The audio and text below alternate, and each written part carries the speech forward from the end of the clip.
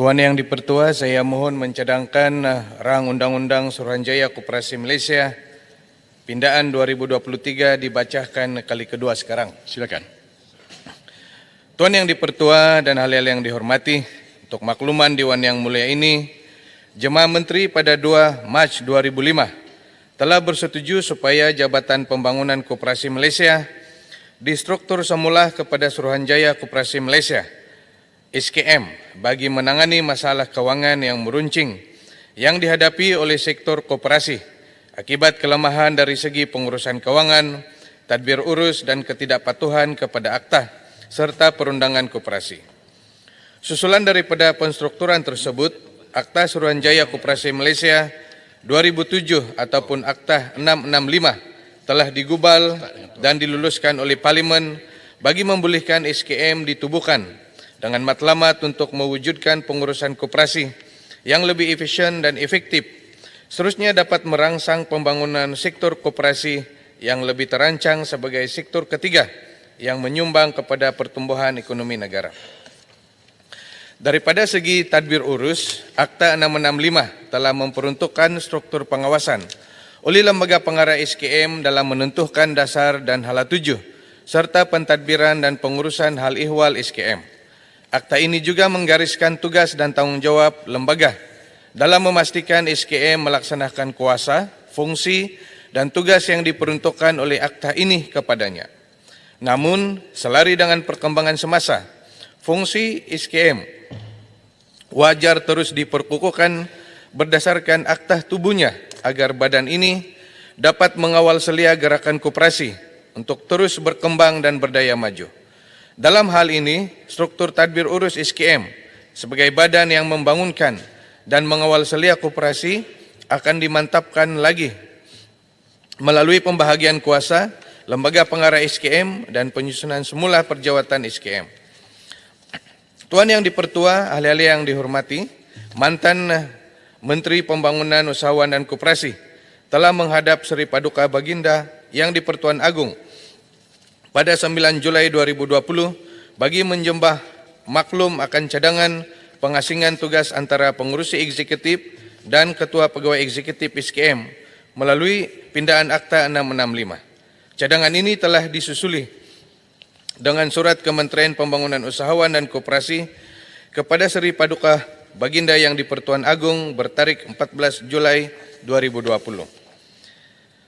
Seri Paduka Baginda Yang Dipertuan Agung melalui Warka Istana Negara pada 9 September 2020 telah mengambil maklum akan cadangan yang dikemukakan oleh kerajaan supaya pentadbiran SKM sedia ada melaksanakan pengasingan tugas antara pengurusi lembaga dan Ketua Pegawai Eksekutif. Jemaah Menteri pada 19 November 2021 sama-sama menimbangkan memorandum daripada Menteri Pembangunan Usahawan dan Koperasi mengenai cadangan pengasingan tugas pengurusi eksekutif Suruhanjaya Koperasi Malaysia melalui pindaan Akta Suruhanjaya Koperasi Malaysia 2007 telah bersetuju dengan cadangan pembahagian tugas pengurusi eksekutif Suruhanjaya Koperasi Malaysia yang dilaksanakan melalui pindaan Akta Suruhanjaya Koperasi Malaysia 2007 ataupun Akta 665. Dengan pengujudan pembahagian kuasa ini, maka pindaan yang sewajarnya perlu dibuat ke atas Akta 665 bagi mewujudkan jawatan pengurusi dan Ketua Pegawai Eksekutif. Secara umumnya, bagi tujuan pembahagian kuasa pengurusi dan Ketua Pegawai Eksekutif, cadangan rang Undang-Undang Pindaan Akta 665 akan melibatkan perkara-perkara seperti yang berikut. Pindaan am bagi menggantikan perkataan pengurusi eksekutif dan timbalan pengurusi eksekutif dengan perkataan pengurusi dan Ketua Pegawai Eksekutif. B. Pindaan ke atas 13 section. C. Penambahan 4 section baru. Dan D. Kecualian dan peralihan.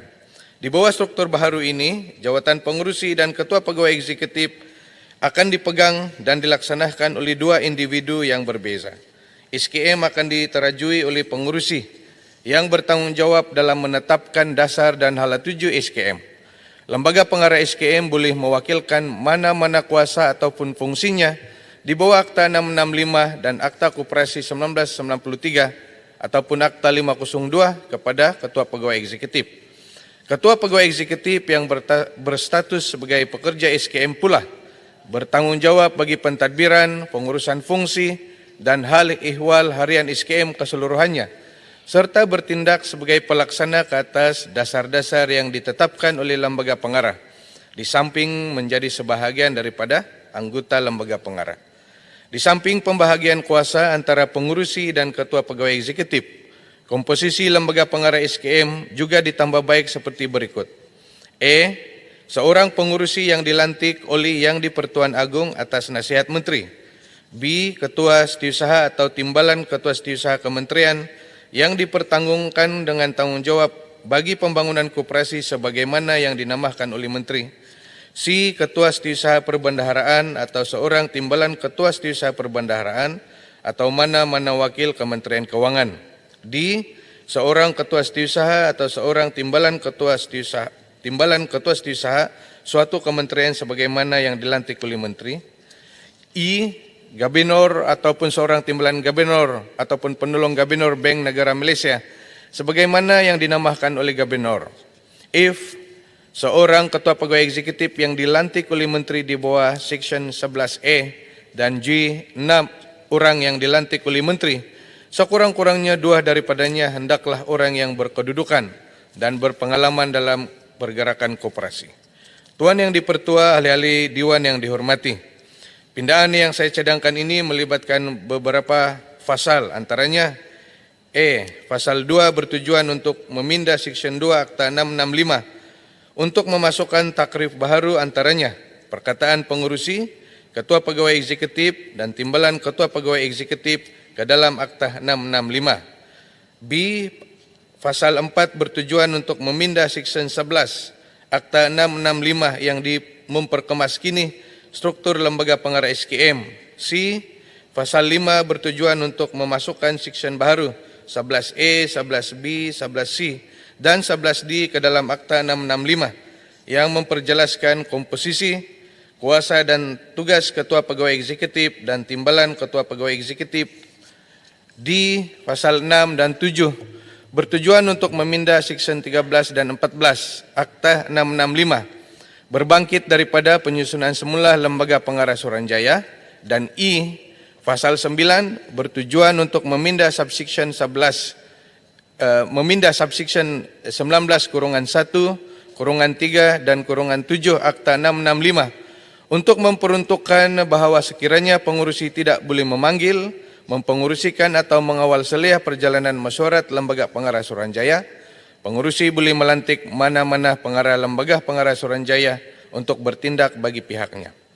Pindahan-pindahan yang lain tidak saya nyatakan secara khusus di sini kerana ianya merupakan pindahan kecil bersifat editorial atau berbangkit ataupun consequential in nature dengan izin. Tuan Yang di-Pertua, ahli-ahli yang dihormati, demikianlah rang undang-undang yang dikemukakan ini. Saya yakin pindahan rang undang-undang ini yang menumpuhkan kepada pembahagian kuasa di antara pengurusi dan ketua pegawai eksekutif dapat memperkukuhkan lagi tadbir urus SKM dalam memperkasahkan dan menggalakkan pembangunan gerakan koperasi di negara ini untuk meningkatkan sosioekonomi rakyat Malaysia. Tuan Yang di-Pertua, saya mohon mencadang.